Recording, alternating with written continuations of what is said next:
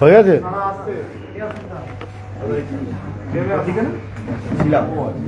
এখন INS single ID.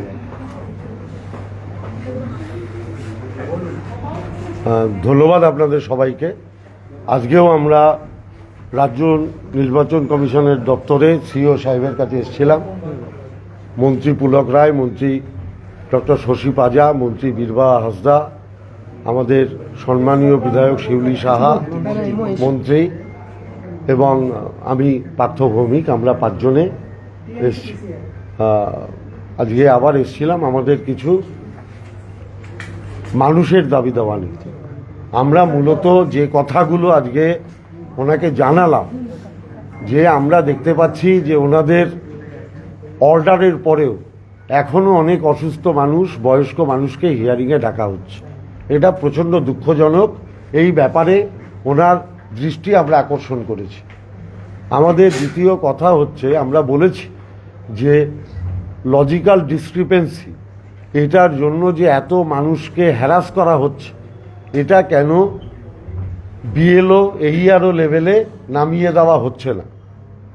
আমরা যেটার উপরে জোর দিয়েছি, আরও বারংবার বলেছি যে আপনারা বলেছেন যে বাইরের দেশে কিংবা বাইরের রাজ্যে যারা কাজ করে তাদের জন্য আপনারা একটা অর্ডার করেছেন, কিন্তু পরিযায়ী শ্রমিকের জন্য আলাদা করে নির্দিষ্ট কিছু বলেননি। এটা আপনাদের করা উচিত, এটা আপনাদের অতি অবশ্যই করতে হবে। আর আমরা আরেকটা জিনিস আজকে যেটা প্র্যাকটিক্যাল গ্রাউন্ডে দাঁড়িয়ে আমরা লক্ষ্য করেছি, যে দেখুন আমাদের বাংলায় যারা বসবাস করেন, যারা ভোটার, সবাই যে প্রচণ্ড শিক্ষিত তা তো নয়।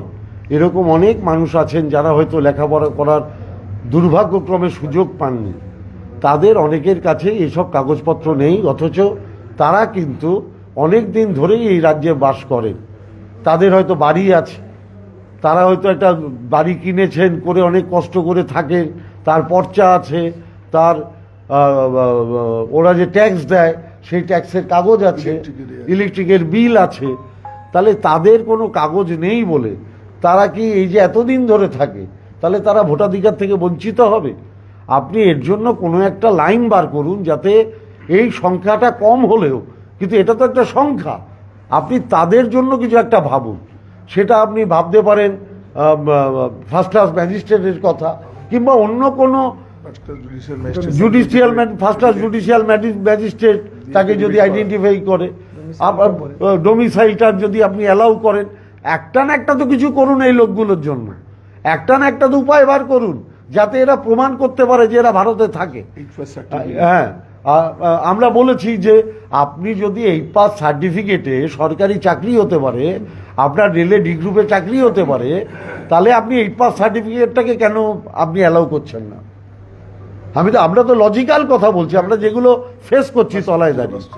আর সবচেয়ে বড় কথা হচ্ছে, আমরা বললাম মানুষ হ্যারাস্ট হচ্ছে, আপনারা মানুষকে এর থেকে বাঁচান।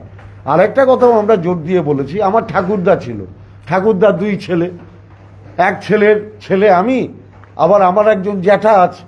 এবার আমার বাবার নাম 2002-এ নেই, আমার জ্যাঠার নাম আছে, তাহলে সেটা কেন অ্যালাউ হবে না? আমার কাকার নাম আছে, সেটা কেন অ্যালাউ হবে না? আমার দাদার আছে, আমার কেন সেটা অ্যালাউ হবে না?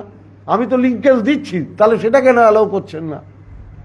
আমার বক্তব্য হচ্ছে, এটা আলটিমেটলি আপনারা মানুষকে হ্যারাস করছেন, আপনারা হ্যারাস করছেন। এবং এটা সবচেয়ে বেশি সমস্যা হচ্ছে মেয়েদের ক্ষেত্রে, যারা বিবাহিত হয়েছেন, যারা বিবাহ সূত্রে এক জায়গা থেকে অন্য জায়গায় শিফটেড হয়েছেন, এটা তাদের জন্য সবচেয়ে বেশি প্রবলেম হচ্ছে। আমরা এই ব্যাপারটা দেখার জন্য অনুরোধ করেছি, এবং আমরা বলেছি যে আপনি দেখুন 2-3 দিন বাদে, 4 দিন বাদে আবার আমরা আসব। আমাদের মানুষের দাবি দাওয়া নিয়ে আপনার কাছে আসতেই হবে। আমরা ক্রমাগত মানুষের জন্য আপনাদের করা নাড়ব, আমাদের এটুকুই আজকে বলা। ঠিক আছে সবাই, আমরা চলো। হ্যাঁ,